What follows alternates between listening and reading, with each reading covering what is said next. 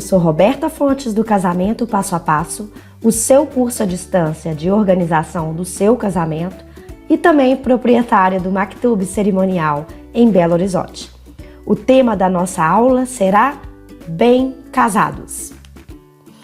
Antes de você definir a embalagem do bem casado e sair por aí fazendo orçamentos e degustações do doce, é fundamental saber o significado dessa lembrança que é dada no final da festa.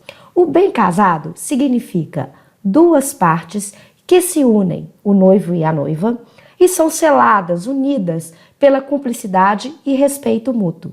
Então, é um docinho de pão de ló que é unido por um creme que geralmente é um doce de leite, apesar de terem outras opções criativas por doceiras no Brasil inteiro aí afora. O bem casado representa a união e o compromisso na vida de casados. Diz uma lenda que todos os convidados que comerem o bem casado serão abençoados pela mesma felicidade e alegria dos noivos naquele dia, naquele grande dia do casamento. Então, noiva e noivo, se você tem dúvida se vai fazer o bem casado, saiba que o seu significado traz união, amor, alegria, tanto a você quanto aos seus convidados.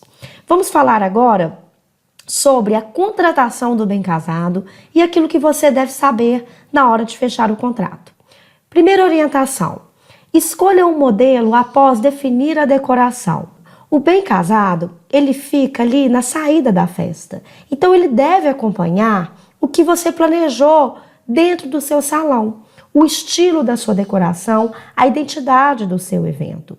A cor da embalagem, a cor da fita, a composição do bem casado, eu sugiro sempre que você feche com o fornecedor do bem casado, mas peça orientação ao seu decorador, porque no final das contas o bem casado, ele faz parte da decoração também.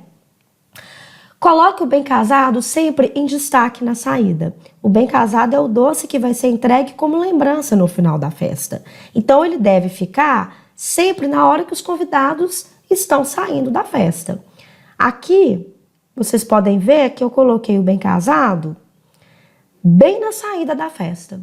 Os convidados tomaram café em um outro salão e na saída o convidado recebia o bem casado.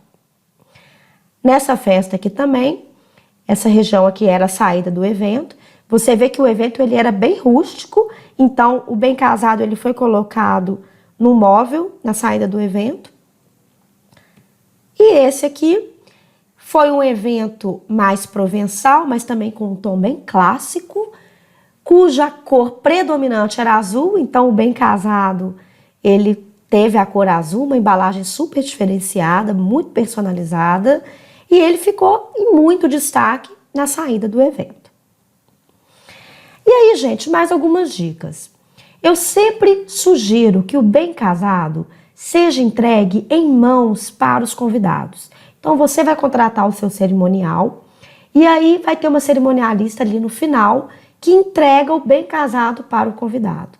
Porque pode acontecer duas situações. Ou o convidado sai e não vê a lembrança, ou o convidado sai e vê muito a lembrança e pega mais de um, e pega 5, e pega 6. E aí, no final, quem está saindo do evento acaba ficando sem o bem casado. Peça também ao seu profissional contratado que separe uma caixa de bem casado para vocês, porque vocês vão querer degustar depois do evento doce. Então, uma caixinha separada para ser entregue, para ser degustada na lua de mel, no hotel, enfim, aonde você quiser.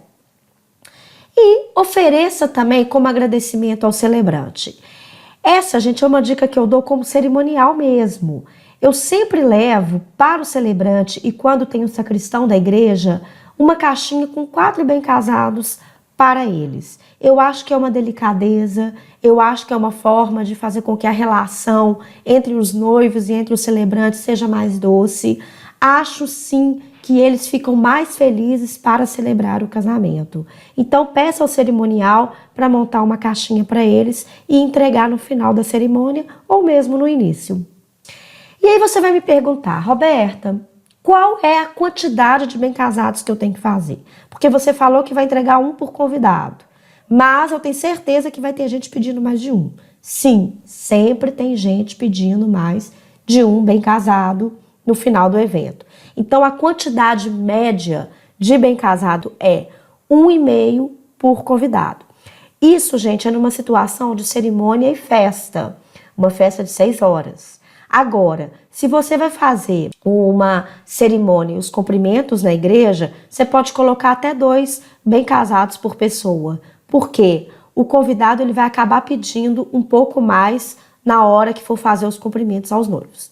Então, dentro da situação, cerimônia e recepção com 6 horas de duração, uma festa, você colocando 1,5 por convidado, se você tem 300 convidados, você pode contratar 450 bem casados. Nossa, Roberta, é muito. É muito mesmo. Porque tem convidado que leva 2, tem convidado que leva 1, tem convidado que não leva. Então, essa quantidade é uma média de lembranças para que todo mundo saia feliz e abençoado.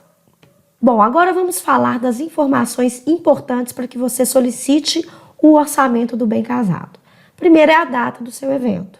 Segundo é o local de entrega. Sim, eu sugiro que o profissional de bem casado entregue o bem casado lá no local da sua festa. Quanto mais você pode delegar no seu evento para o fornecedor contratado, é melhor para você, noiva e noivo.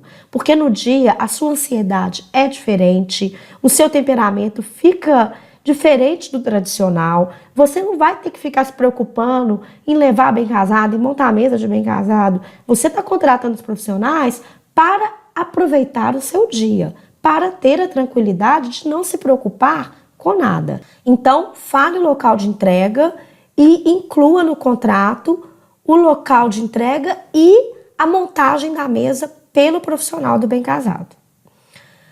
A quantidade, então, baseada pelo número de convidados, que eu já falei. A especificação da embalagem, então o papel ou o tecido, o acabamento, que pode ser a fita, a medalhinha, a tela, enfim. Você vai ter referência de bem casados na internet.